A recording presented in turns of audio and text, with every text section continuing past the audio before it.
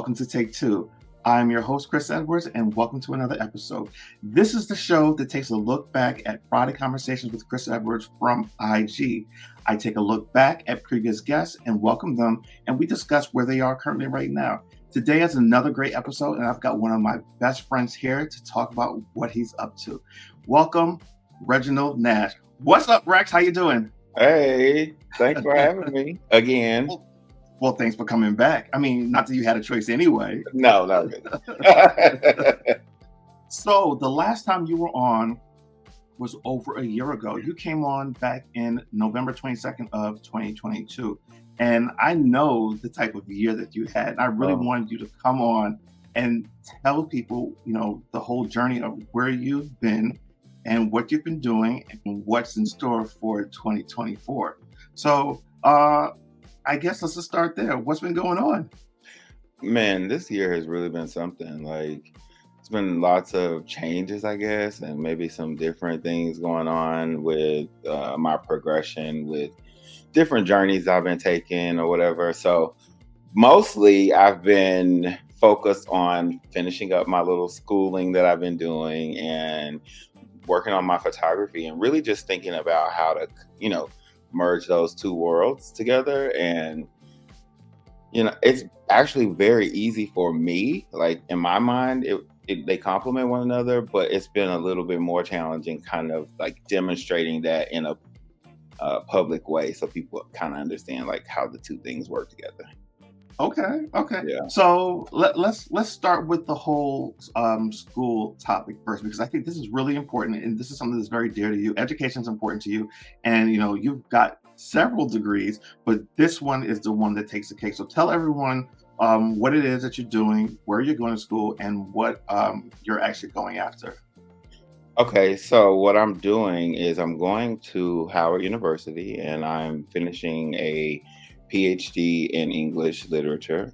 But I've already come to the place where I've finished with coursework. I'm just doing the whole dissertation process, which is a hell of a process. You have to jump through flaming hoops to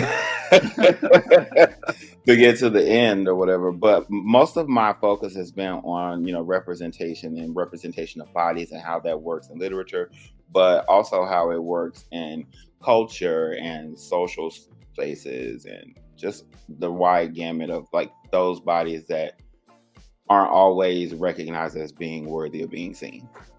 Wow. Yeah. That's huge. And anyone who knows, if you're in a PhD program, that constitutes a lot of your time. It's a lot of dedication, a lot of hard work. How do you find that balance? Because not only are you doing this program, but you do a lot of other things. Plus, you're married. And that's a lot. Yeah, so how do you balance it all? I don't know that I found a balance, to be honest with you.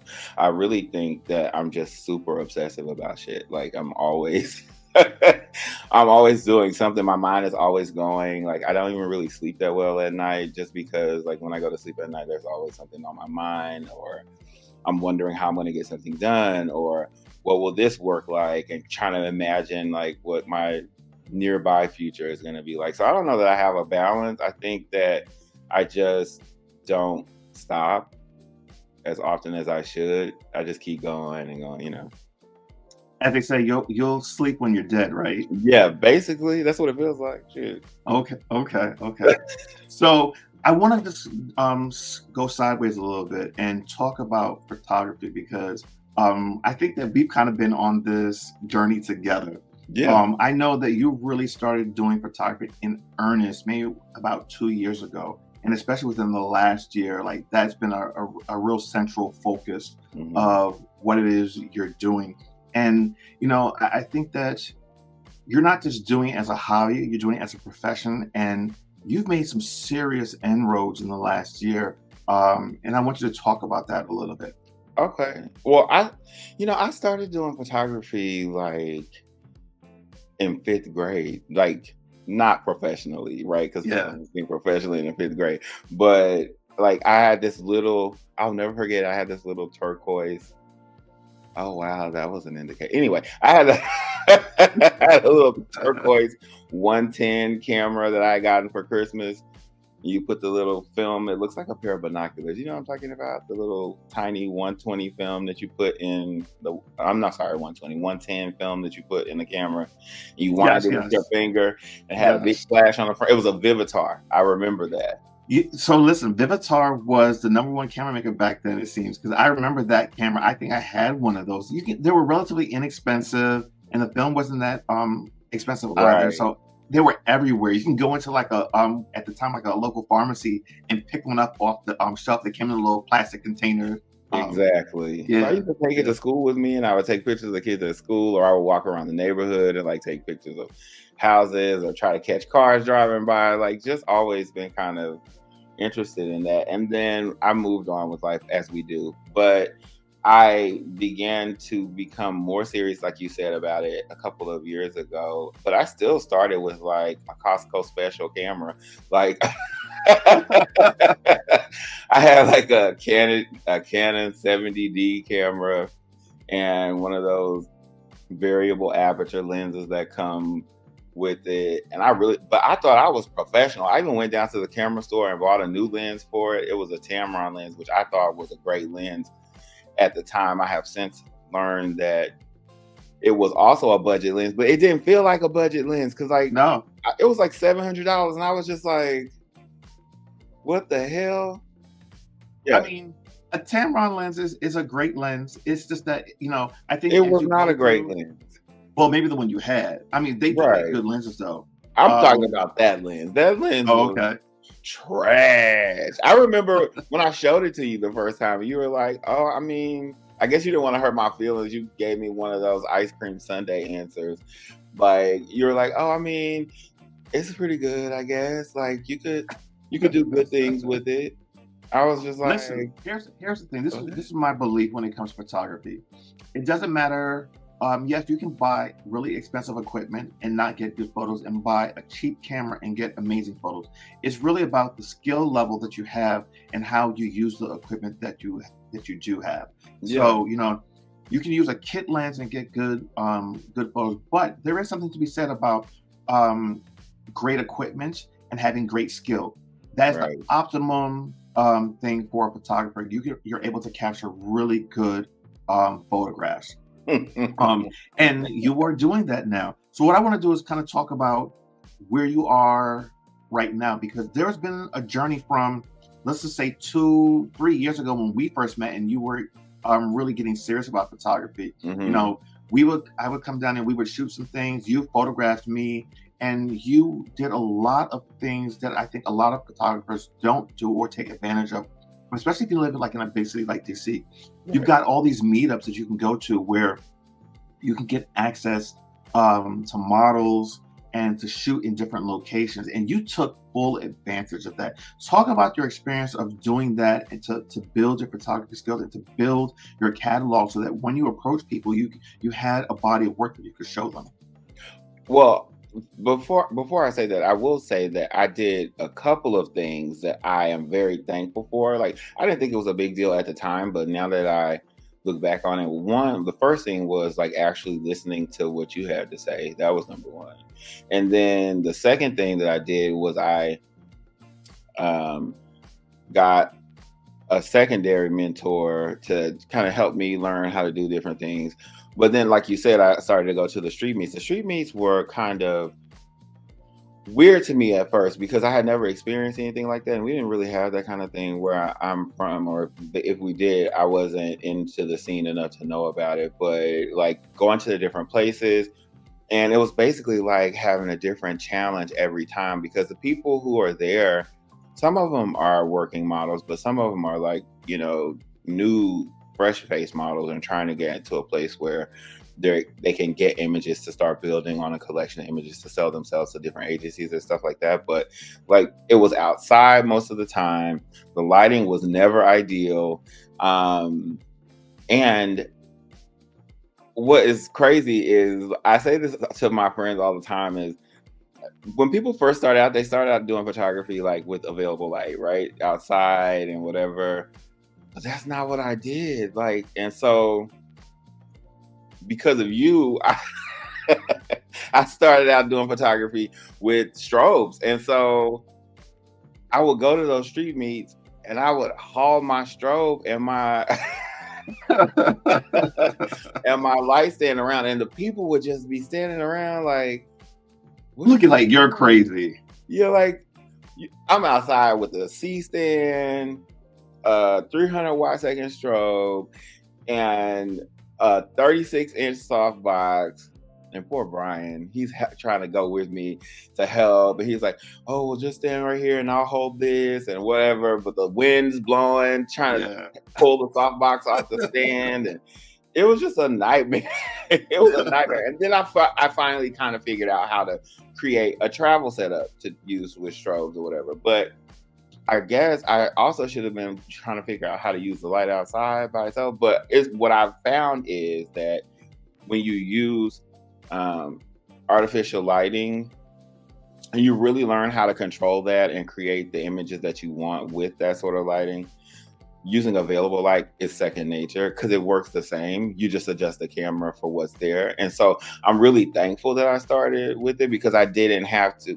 I'm not in a place where a lot of people that I know are, where they don't feel quite comfortable with using strobes and stuff like that. They always Yeah. kind of feel like, oh, well, it's too much, or I can't really figure out how to get it to do the look that I wanted to do. You know what I'm saying? They don't feel confident with it. And like, for me, I just always feel like the lighting is just not quite right. Like, even when I shoot outside with just natural light, I still use a strobe because I'm just using it for, like, even if I'm just using it for a fill and I'm doing like a No. combination between like ambient and artificial light, I still like that sort of dynamism that comes with using artificial light. I don't know.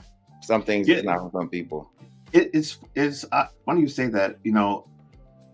It took me a long time to learn how to use strobes properly, and I thought that once I learned that, if I was to ever like give advice to someone, is learn strobes from the very beginning because it's such an essential tool, and I think that will help to make your photography better. I don't care what you do. People say, "Oh, I only shoot natural light." That's fine, that's great and well, but there's so many variables with natural light. Is it a really bright day outside? Are there no clouds in the sky? Is it very overcast? Because that will determine what your image is going to look like. A photographer's best gift for natural light is to have clouds in the sky, to have an overcast Yes. day, because Yeah. that is the most natural softbox you can get. Yes. And that's going to be the most flattering light for a person.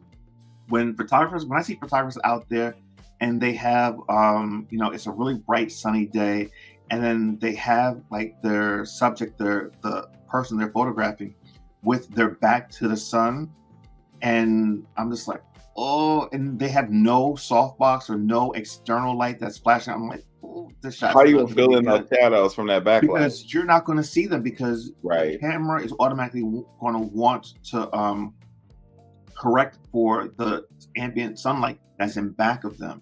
And when you learn how to walk with a little mini strobe and a little softbox, that's going to make your photography that much better and cleaner, and it's going to look more natural. So Right. the fact that you learned that from the very beginning, it might have looked funny to people. They didn't understand, but guess what? They're having to learn how to do that later on. It's a lot harder because now they've only figured out how to light a person using the sun, and then that's not optimal because a lot of times when you are trying to photograph someone and they're you want them to face the sun, that might not be the view that you want. A lot of times when you're doing photography, and just in the built environment, most buildings are oriented to face either east to capture that sun or face west because sunrise. Right. So, and that's where the point of interest is. But a lot of times, in order to capture the subject, you want to always have them facing to catch the sun on their face. But Right.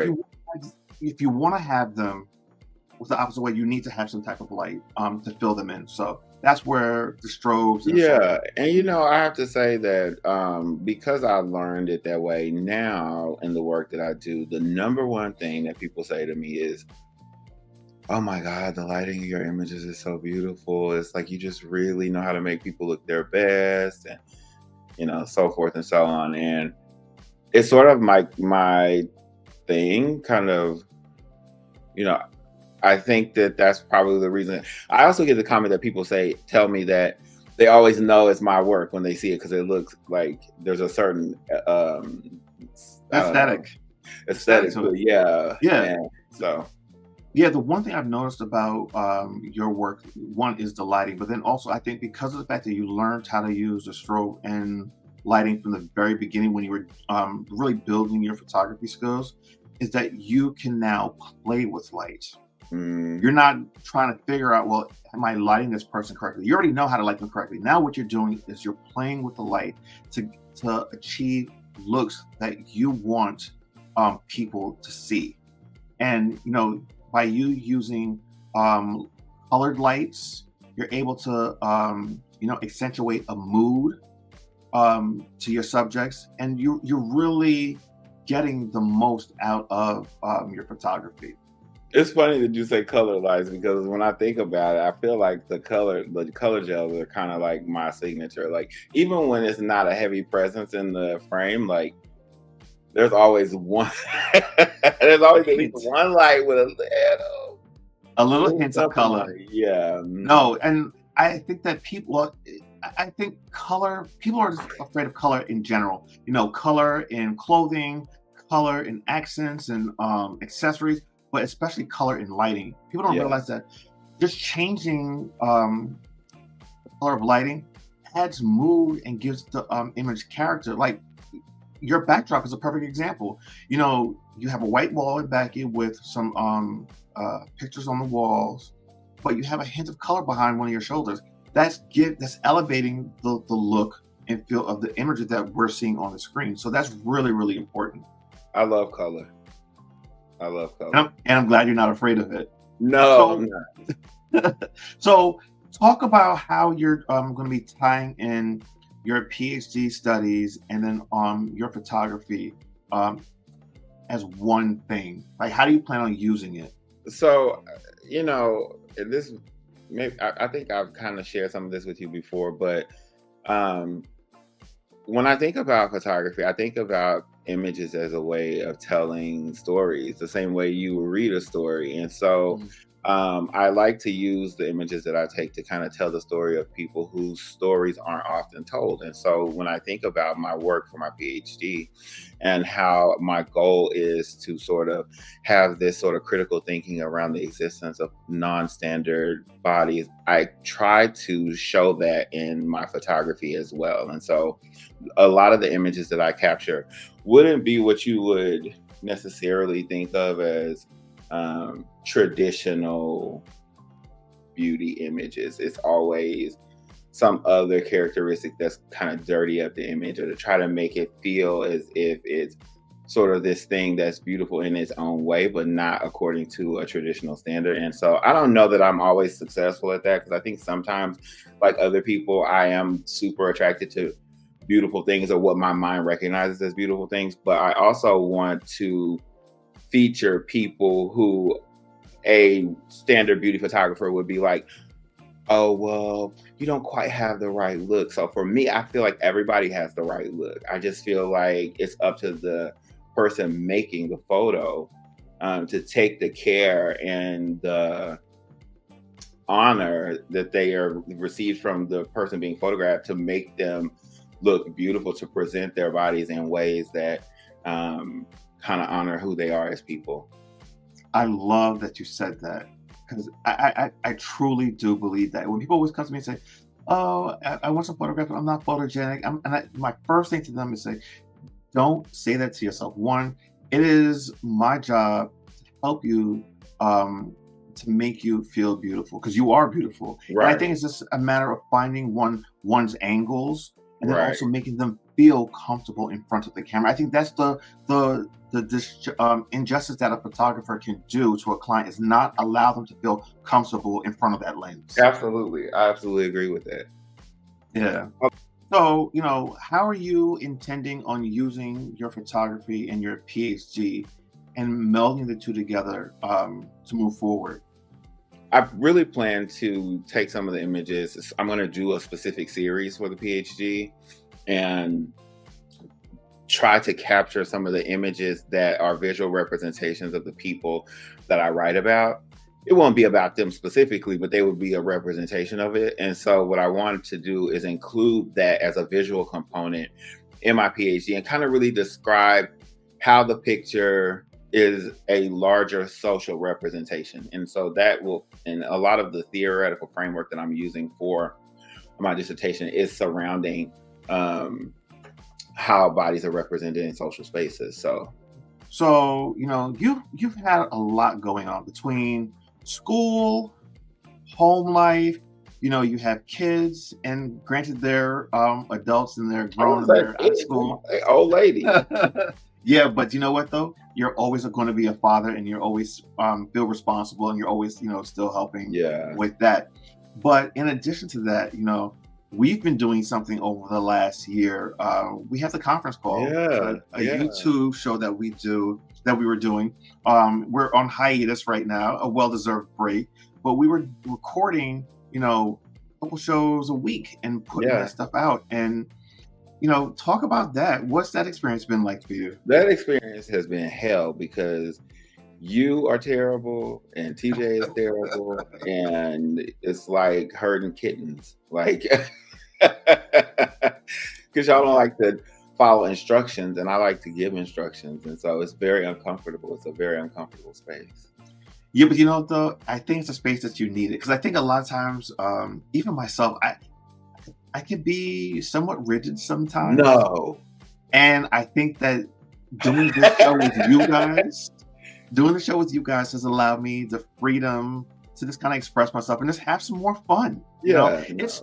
Listen, I've always been the responsible person where everything's very regimented, everything's on the calendar, this and that. But when we do the show, it's just like we spend a half an hour to an hour just having a good time. We're talking about topics, even if they're serious topics, we still have a little bit of fun with it. We don't take ourselves too seriously. And I think, that's what people come to us to watch. And then also, I think it's therapeutic for us as well. Yeah, absolutely. We definitely did some episodes that were emotionally impactful for me. And I think that I take myself really seriously too, far too often. And so being around you clowns have really kind of inhibited some of that, of me taking myself seriously. Like, but I like to have fun, and I like to be loose or whatever, but it's always measured. And so when you're with people who are more spontaneous, more sporadic, it gives you space to kind of relax and be yourself and not have to really think about it too much. And whatever comes out of you is still accepted because the people that you're doing it with are accepting of who you are in total and not just, parts of you. Yeah, it's like, for me, that show has been a safe space. Yes. So what I did there, right? Yes. Shameless plug. Got it. Yes, of course. Shameless plug. Safe Space, the other show that I do on the network. But no, it's been I think it's been cathartic. It's been healing for me. I remember when we first started talking about even doing this, over 2 years ago. I remember you guys asked me, would I be able to talk about certain topics and just kind of be myself and let people see who I really was completely and in my fullness. Right. And I remember saying to you guys, I think I'll be able to do that. But of course, I think I still had a little bit of hesitation. But since we started doing it, our chemistry was there. But I just completely, I think, came out of my shell and allowed people to see who I was in my entirety. I remember one of the first shows that we did was talk about our individual experiences of either coming out or letting people in, letting people know who the hosts were before we really dived into the show. Because remember, we had started out on Instagram doing our Instagram lives, and that was fun. But the issue that we had with Instagram was it was so unreliable. Were we able to get on properly? Would we be able to be on for the full time? And we had audio syncing issues when the show was recorded, when we were to put it back up. And we knew we wanted to go to YouTube, so we just made the decision to jump and to do that. Once we did, I think we found our footing. Yeah, I think so too. I think we did like a couple shows that were live, but most of the shows that we did were recorded. And I think that helped even more because there was never that fear of, oh, we're gonna mess up and we don't want it to look that, but we had a little bit more control and freedom to kind of do what we wanted to do and Right. put the show together the way we wanted to. Like we had a full intro, we had an outro, and we just had fun. Yeah. And I'm looking forward to going back to start recording it again. But in the meantime, we've all done some separate projects on YouTube, Yeah. and I want you to talk about your project a little bit if you can. Okay. So what I'm working on for YouTube, and I think I've probably taken a different approach because I'm so like, I need it to be perfect, But what I really want to do with my YouTube space is sort of kind of what we were talking about yesterday is create a channel that provides information, but it's also entertainment. You know what I mean? And right now I'm really trying to figure out how to present the things that I'm passionate about, which is, sort of activism in the realm, or maybe not even activism, maybe championing the promotion of like non-standard imagery, and also like I'm really interested in cameras and photography and doing that sort of thing. And so I want to figure out how I can create a show that's socially and culturally relevant, but also promotes the things that I'm interested in. And so that's what I'm working on now. And I don't think that I have the formula down yet. I also feel like, to some degree, I'm just gonna have to let the baby go, right? And just do it anyway. And if it's not quite perfect or no way, because I don't know that I'm gonna get to a polished product that I'm pleased with before I publish the shows. And so that's kind of been my stalling point. I recorded a couple of shows, and I was just like, would I watch this? Well, I listen, I get it, and this is something that we've struggled with, and the one thing I've always told people, and we've had this conversation, is sometimes you just have to do it. It's not going to be perfect. You're going to learn along the way, and I mean, to be honest with you, that's what happened with the conference call. I will say though, we did practice for about a year doing this prior, and there came a point where we said, all right, you know what? We just need to do it now. Because for us, it was really about the chemistry. When you do something by yourself, it's one thing, but when you do it with other people, you've got different personalities and to deal with. And then the question is, do those personalities meld well together? Together. And one of the things that we did, like I said, we spent a year just doing these FaceTime calls where we would just have conversations and go back and forth. And I think part of it was learning, one, not to step on each other's toes, to allow the person space to speak, and then know when you can interject and how to do it. And then just having, I think we have a mutual respect for one another, and then know that we can cross certain boundaries and do and say certain things and not offend the other person. Yeah, you know what I mean? absolutely. And so I'm going to say this again to you publicly, just go ahead and do it. I know you've recorded a few things, but it is what it is. I think the fun and interesting part is watching the growth actually on screen. Even me doing this show, I'm definitely seeing growth. I'm trying to learn from certain pitfalls. When people watch this particular episode, you probably won't see a lot of the technical things that went wrong in this episode. We had some things like losing the camera feed on one of the cameras and having to stop and come out the session and go back in. So like things like that you won't see, but things like this happen. You just have to plug along and keep going. So I'm obsessed with looking good. Like I am, and it's great in some respects because it's like I'm always trying to put out my best product, you know what I mean? So that's always playing in my mind, but it also can be like a huge stumbling block because, oh, is that right? Is that quite right? I don't know if this looks right. And that sort of analysis has just kind of kept me running in place. I feel like I'm on an idea treadmill or something. I don't know what's happening with that, but I just gotta let it go. Yeah. You know what it is, though? I think what's important is the fact that you can recognize that about yourself. Yeah. Because if you don't, then that's when you have the problem. The fact that you actually can identify that, you can take steps to rectify that. You know Yeah, what I mean? Oh, yeah. I was giving my little preacher moment there. Yeah, you should write that down, and maybe even on your mirror so you see it in the morning. There you go. There you go. But let's, what is on the list and on the calendar for Mr. Reginald Nash in 2024? Um, so I want to do more fashion work, as far as the photos are concerned. I want to finish this damn dissertation. Like, I feel like I gotta kind of go ahead and push that out because um I need to move in. I need to transition into like having a better faculty role.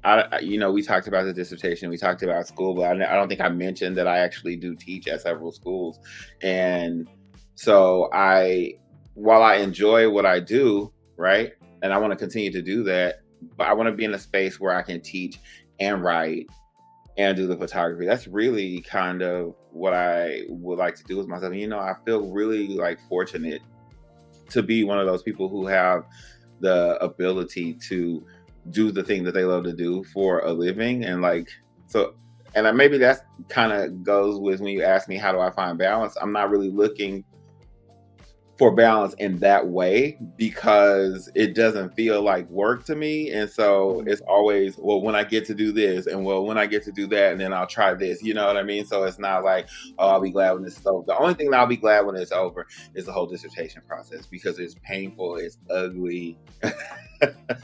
But It's very good. necessary. It's very necessary and it's very good because it really teaches you the kind of necessary critical rigor for the thoughts that you have and how to really examine what you have to say and why it's important before you release those thoughts into the world. And I think that's part of the problem that we experience with people who share their thoughts or hot takes on the internet. They don't really take the time to, follow that thought process out and into his various extrapolations to find out, like, okay, if this were really true, how would it impact people as a whole and not just people like me? So that whole thing has been very helpful for me. Yeah. You know what? I want to touch on something because a mutual friend of ours, Mr. Ron Lewis Foster, Mhm. when he talks about you, he always says, "Oh, Reginald, the Renaissance man," which is so true. That is such a true statement. Think about it. You're a husband. You're a father. You're an educator. You are a professor at 2 universities in the DC metro area, right? You're a PhD candidate who is currently working on his dissertation. You are a full-time photographer who does high-end fashion. You've done New York Fashion Week, and you're on your way to do another one in 2024. Right.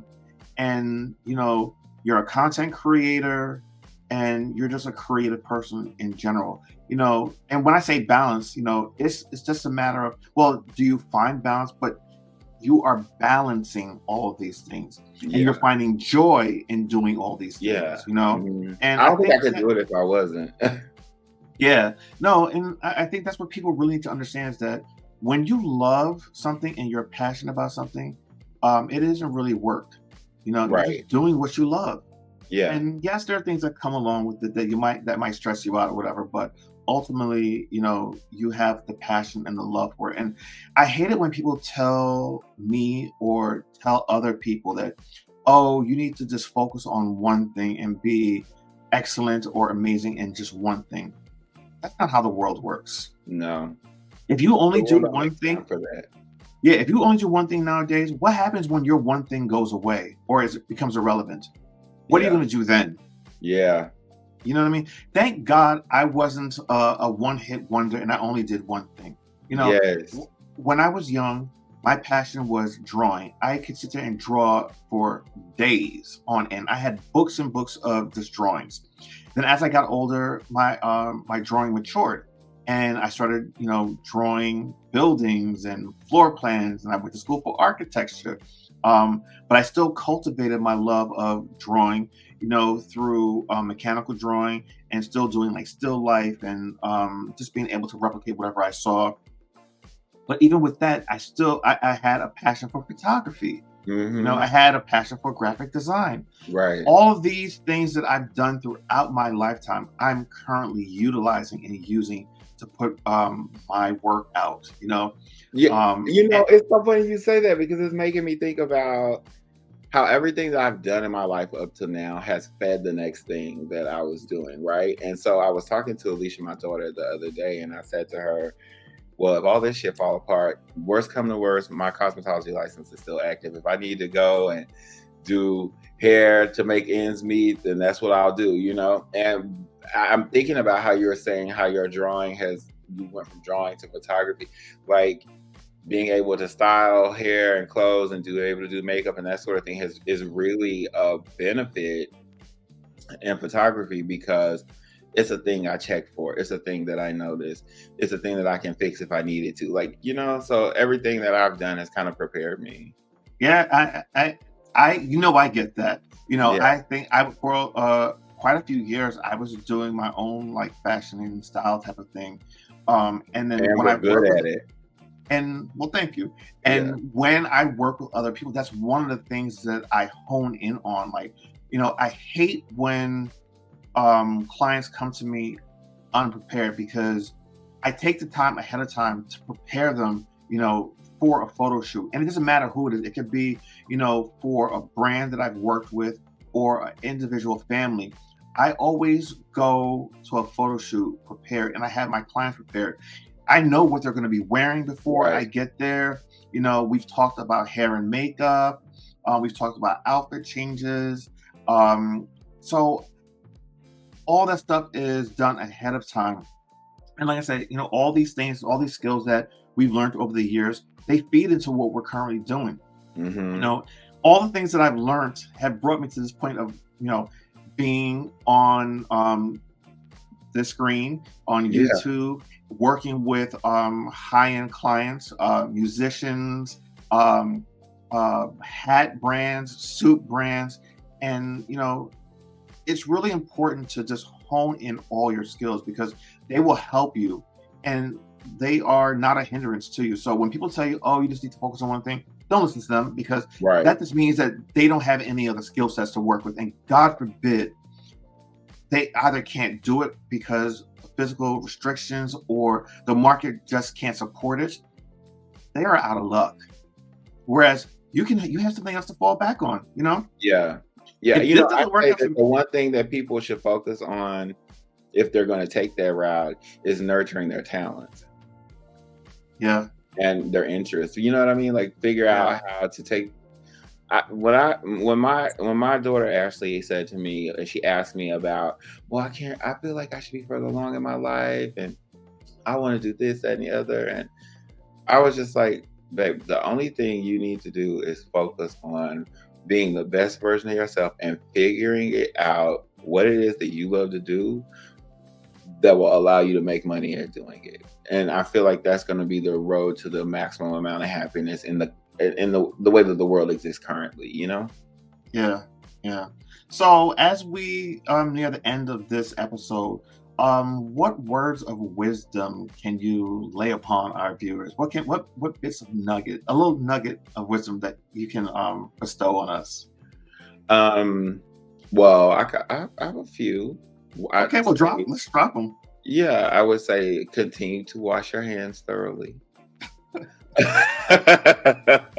That is You should have important. at least 3 houseplants because it changes your mood, it makes the atmosphere more healthy. But also, I would say in a more useful way, well, although those things are useful, but in a more useful way, I would say that it's important to um, honor your feelings Mhm. as well as after honoring the feelings, recognizing that what you feel is real to you, but not necessarily real in practice, and to move beyond those feelings and focus on what it is that you want to kind of get out of your life where you are right now. It's so easy to focus on, well, when this happens, then I'm going to do this, and in this hypothetical future, I'm going to be this kind of person. I think that I would always encourage people to take those feelings, focus on right now, and figure out how to be happiest where you are now, because it will make space for where you want to go. That's awesome. And that's amazing. And, as always, I don't got to tell you, I love you. I appreciate you. I always value our times that we talk. Same. And for full disclosure for anyone that's watching this, Rex and like I said in the very beginning, are great friends. And, this is not just a virtual friendship. Our husbands and I, we hang out together, spend time together, and just have a great rapport and friendship. And it's funny. We started during the pandemic, and I just appreciate you immensely for everything that you bring to my life and what you do as a human being. Because I think that there's not enough great people in the world, and you're definitely one of them. So I want to give you your flowers. I want to give you your flowers. Thank you. Yeah. I really thank you. And I absolutely feel the same way about you. You've been a tremendous help to me in this lengthy journey I'm calling my life. Yeah. Well, listen, at least we're here to enjoy it. You know what I mean? Yes. As they say, we're above ground still. Yeah. Hey, listen, I still say it because I've been through some stuff. Listen, so, I'm grateful. Yeah. All right. Well, listen, thank you so much for joining me. Hope that you guys have found this episode enlightening and you were able to get a little insight into Mr. Reginald Nash, or as I like to call him, Rex, or Ted. But keep it locked here, and we'll have another great episode with another great guest next week. So until then, take care of yourself, and I'll see you next week. Bye-bye, everybody. Thank you.